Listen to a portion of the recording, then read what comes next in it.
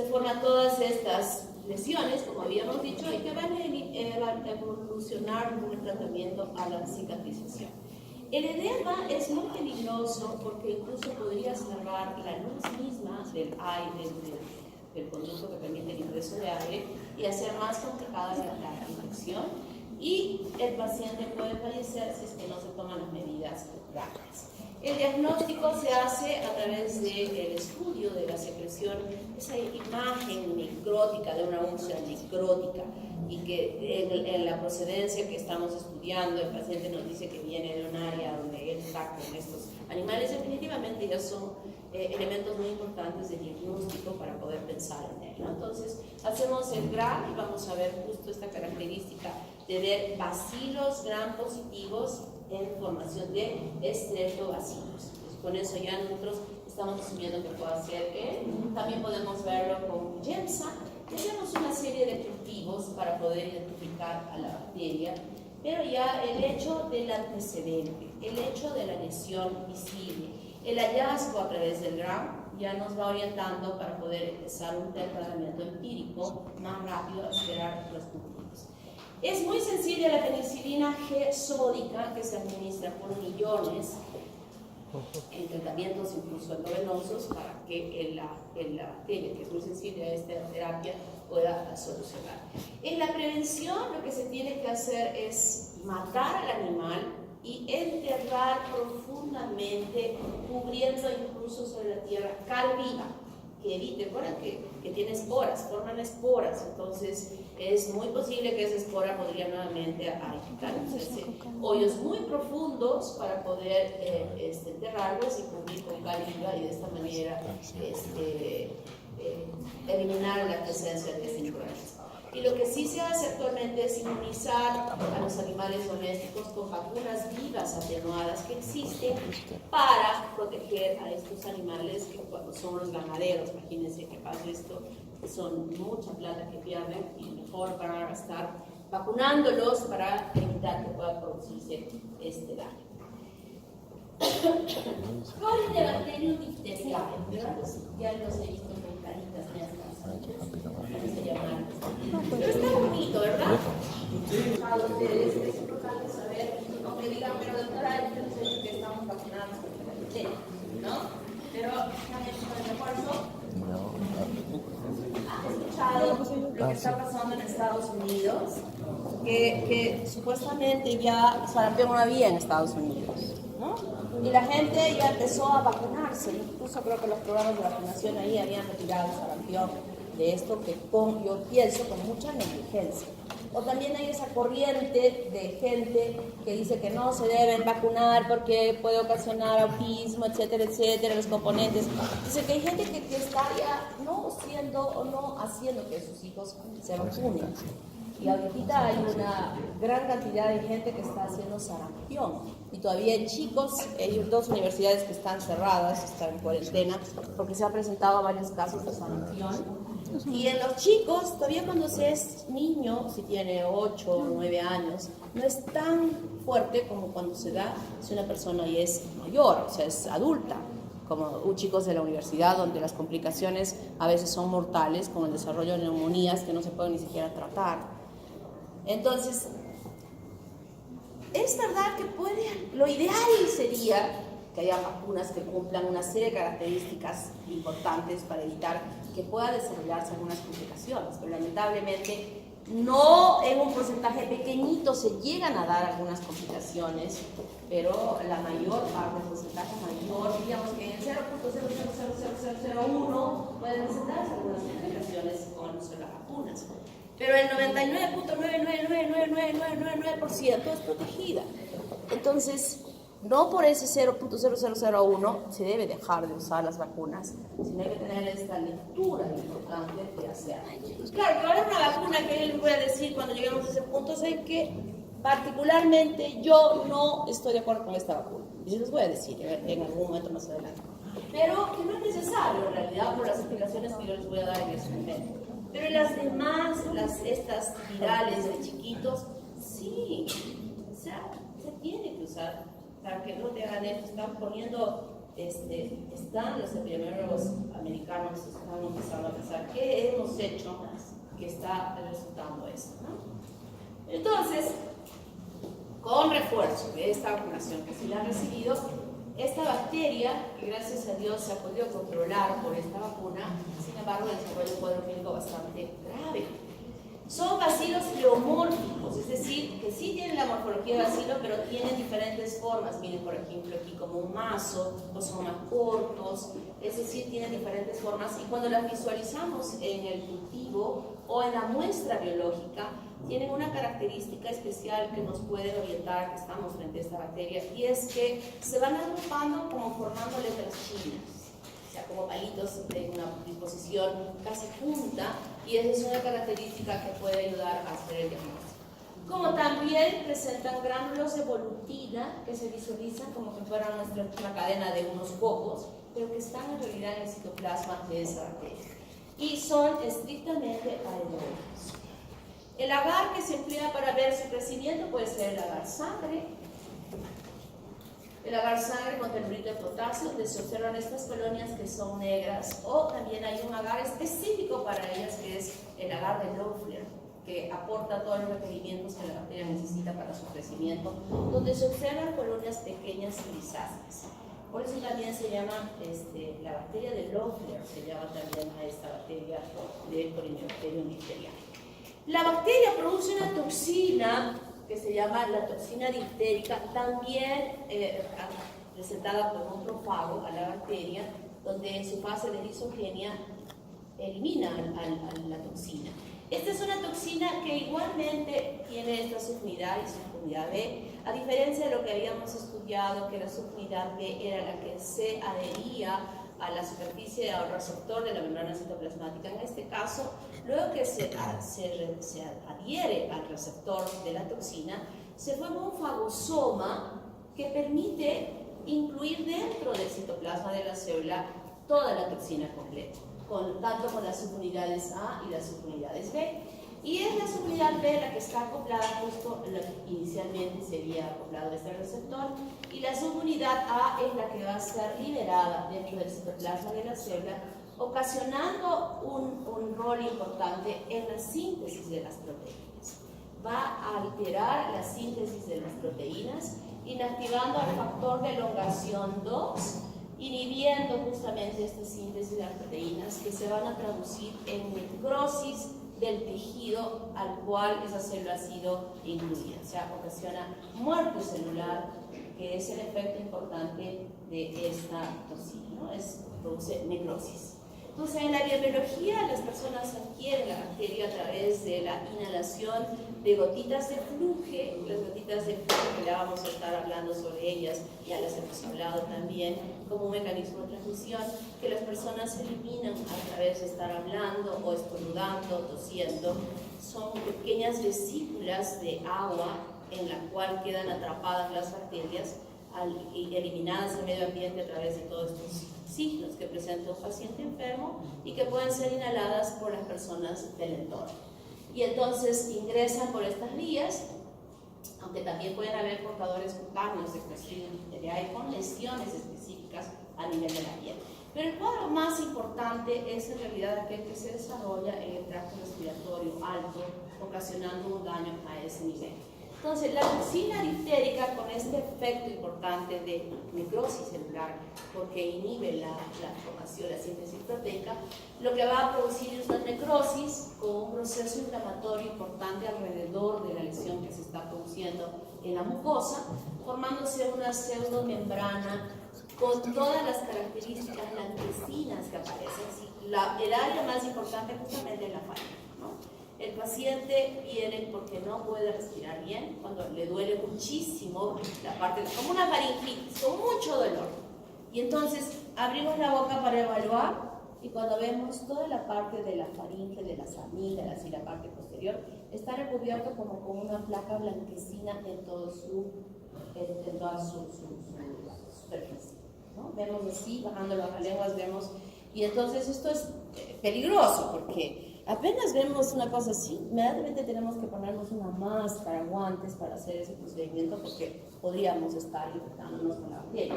Y hay el Streptococcus pyogenes, algunas veces ocasiona un cuadro parecido, que se llama la faringitis eritematopunctácea.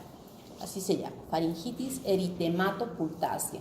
Hemos visto la faringitis cuando estudiamos que bajamos con las lenguas y está todo rojo, ¿verdad?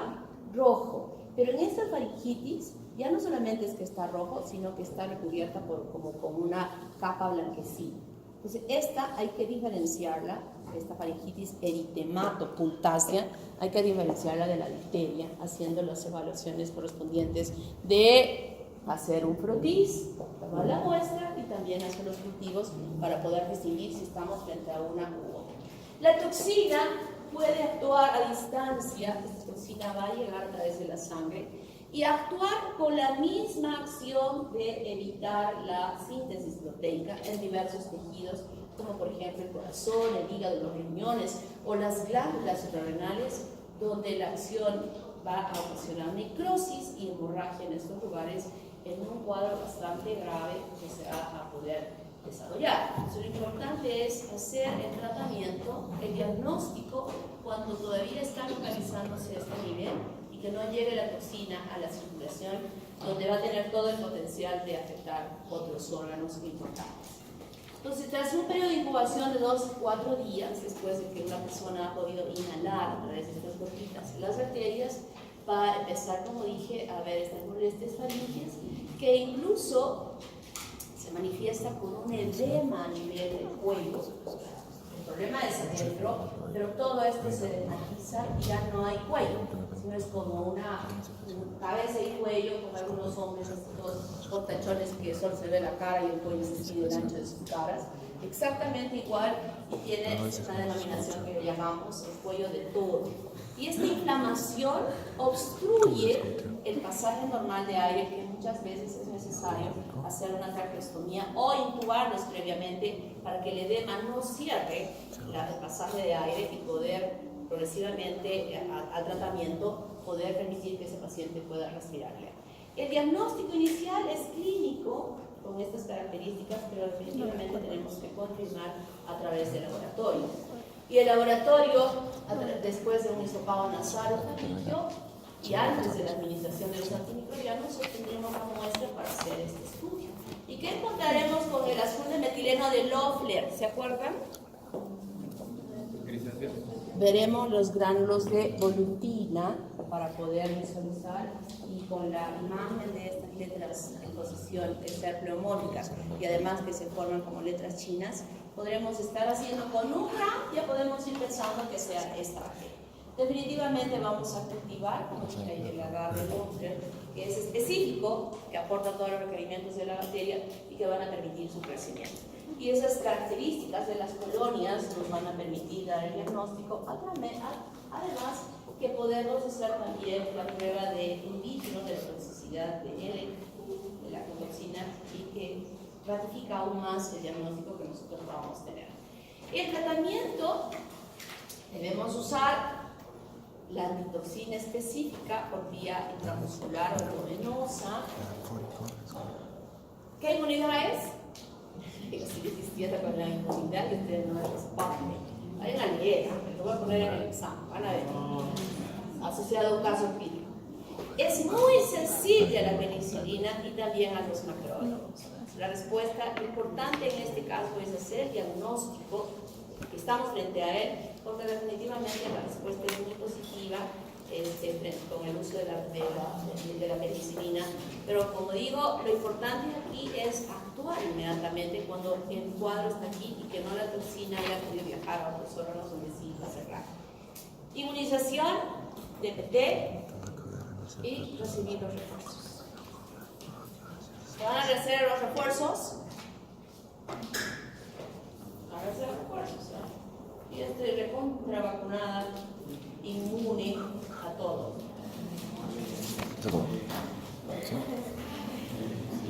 Que se llaman bacterias parecidas a hongos, pero son bacterias. Tienen algunas características similares a los hongos, pero no lo son. A los hongos los vamos a estudiar en la tercera fase y aquí vamos a estudiar esta bacteria. Inicialmente a los actinomicetos. ¿Cuáles son las características de los actinomicetos? Son células procariotas, filamentos que ustedes ya los han visto en sus muestras de secreción de su sarro dental, donde habían, ¿se acuerdan? Unos hilos, filamentos, esos son los actinomyces, dentro de los que pertenece al grupo de los actinomycetos. Y fácilmente se fragmentan. Tienen una pared que está formada por ácido urácido y ácido diaminovinélico, muy sensibles a la penicilina, a la terasquina y a las sulfas.